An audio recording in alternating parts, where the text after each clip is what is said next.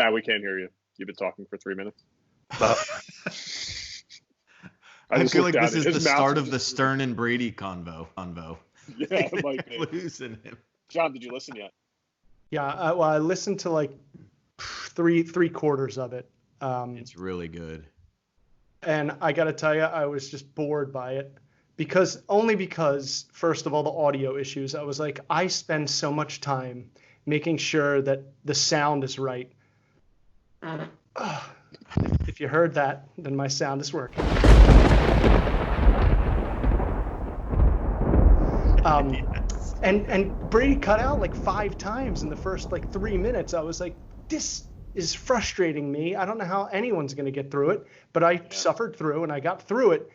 But before I got to listen to it, so much of the really interesting shit was like already, in the news.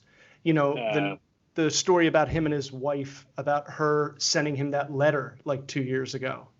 Yeah. Saying like, I'm not like happy with you and I want to get out of it. And then the whole like Belichick thing.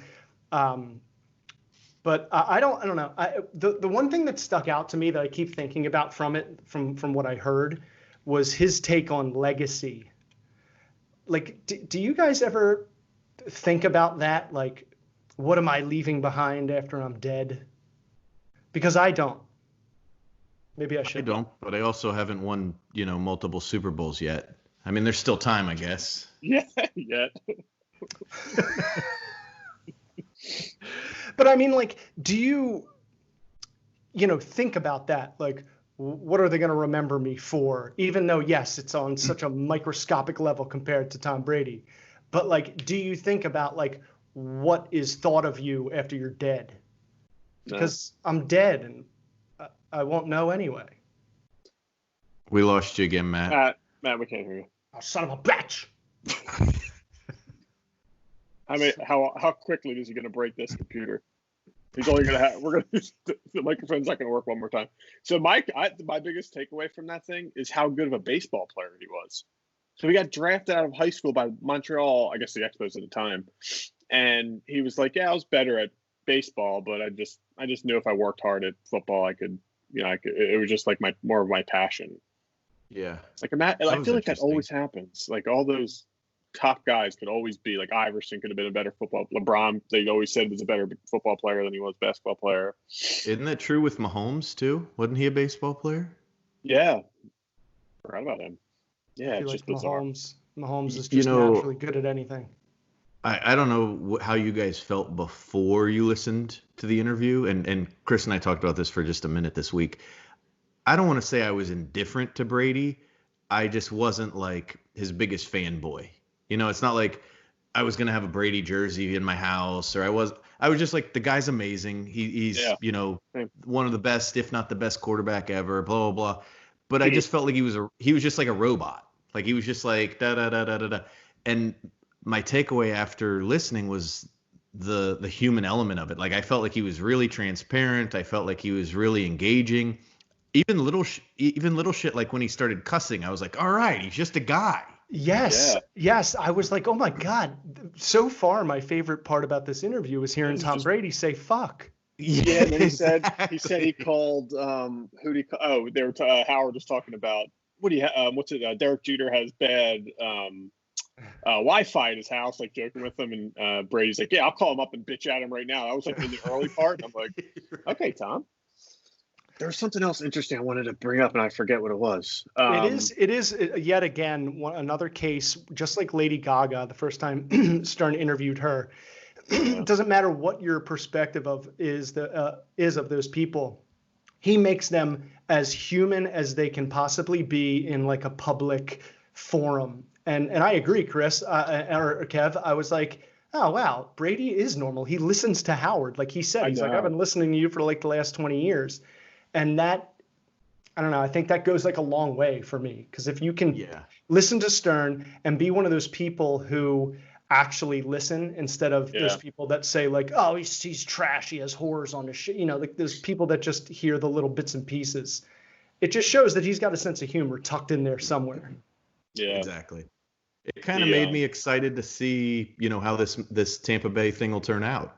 Like I know, it got me a little bit sort of more rooting, intrigued now. I'm sort of rooting for him. I don't know. I have like Right. a weird. I sort of want them to do well here. Right. More than the Patriots, obviously. Sure. Yeah. And that was funny too. Will you know, your with Stern hatred was of the like, Patriots continue? It has to. They're still the Patriots. Right. I agree. Yeah, I mean Sorry, they're just not going to be as good, so it's not going to be as fun. But Right. yeah, Can't root for him. no. Tampa though. Tampa could be fun to cheer for, though. There's a lot of young talent on that team. It could be a lot of fun. And when he kind of put that in perspective too, that he's 42 and they're going to be 22, like in that locker room, that was this dose of reality for me too, where I was like, God, how is he going to find ways to relate? Like he doesn't even know what the cool song is to them when the season starts, right? And he's trying to find like equal footing with them. Yeah, how old is God, he could be some of their dads. He doesn't know what's easily. How old? Yeah, like how old is Godwin and Evans? Evans is a little not older, but he's got a couple of years. But probably still in his 20s though, right? Oh yeah. He's probably mid. And their linebacking core is really sick, but it's all like first and second year guys. Like that's a cool dynamic when he prefaced that. And who else is in that division? So they're they got the Panthers. They're in that division. The Saints, yeah. That's gonna and be the tough. Falcons, right? Yeah, that's not a great division to be in. When we were talking about on a previous Sports Society episode, Kev, about like what are the possible places for him to go, I swear in my head I thought, all right, let's think about the teams who just never figure it out. Tampa Bay Buccaneers popped right in my head. And I love how he's trying to trademark Tampa and Tampa Brady. Did you see that today, though? I don't know if it's a joke or not. No, it's not. But then did you see Brady like retweeted or commented on it and said, I still don't understand why Drew didn't copyright Drew Orleans. Drew Orleans. Yeah. Great so I don't know if he was joking or not. So when you just mentioned Drew, that brings me to another question I have for you guys. But before we get there, did you think it was really awesome, the story about Stern big timing Brady at the polo match? At the polo match, I really cracked up at that. And Stern owning it. And he's like, maybe you needed it. Like, maybe you needed some humility. That was awesome. Right, because that was back like before, or maybe like right around when he started dating Beth. Yeah. And Beth comes from a big Pittsburgh football family, and Stern, I don't think, ever played a sport in his life. So he was never a big football fan. And that was like the very beginning of Brady's career. So I totally believed that he had no idea who he was. Like, oh, yeah, nice to meet you. Or didn't care. Get me out of here. If you didn't make it to the end, John, there's a thing where Stern talks about not playing sports. And one of the reasons is just because he didn't want to be alone or naked in a locker room. Yeah, and then you got to the Gronk. Then you got to the Gronk thing. That is the part that fuck. Like, as I was listening to it, I'm like, okay, I can't wait for them to get to this point, because I saw like a news headline where it was like Brady discusses his confusion over why they still have like open showers in the locker room. Right. And I was like, yeah, what the fuck is up with that? Like, yeah, he said like the new locker rooms have dividers, and when he gets into it, he's like, yeah, this is how it should be. And he said it didn't matter if they had dividers or not. Gronk just ran around with a towel over his shoulder, even when the media was in there. He said, he's like, I don't think I've ever seen Gronk with clothes on in the locker room.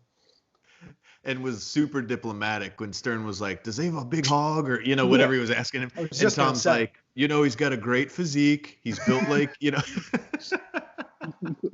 Oh, and by the way, I have never heard anyone answer, but non-answer Howard Stern better than Tom Brady. Like, whatever they brainwash you with over there in New England on how to handle the media and not say the dumb shit, to the reporters. It wasn't like he was completely non-answering like they do in the press conferences. He was being forthcoming and honest and open. But there was times where I was like, Stern, you're not going to get an answer on that. And Brady still gave some sort of, answer-ish. Like John, it's exactly what we say about Judge. Oh, Judge.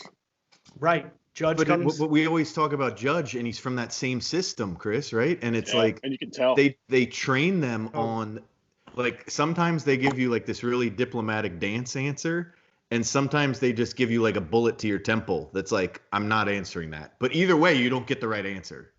But how annoying that is, they never are in trouble. Like they're never nobody on that team is out there saying stupid. Like they have him in line, as boring as it is. I agree. And Brady's things that he gave up were like funny and newsworthy, like smoking weed in high school. He said he like occasionally did it. It wasn't like it was a big revelation, but like Right. he gave like certain things like that. I feel like that made the interview awesome. Is he from California? Hey, Matt. Oh, hi. Hey, man. Yeah, San Fran. Okay, well then, yeah, he definitely puffed some weed once or twice. But yeah, I thought it was amazing, barring the annoying reception and the cut ins and outs. I know. I missed a lot, right? But I heard some of it. They're trying to everybody who's called in to the show has been on Zoom, which I don't know. If I'm running a radio show, I don't know if I'd rely on that person's Wi-Fi. I mean, it did make it funny because he's renting Jeter's house. Right. But then they got to the phone conversation. It was fine. But on the flip side, the day before, maybe it was 2 days before, Tracy Morgan was on.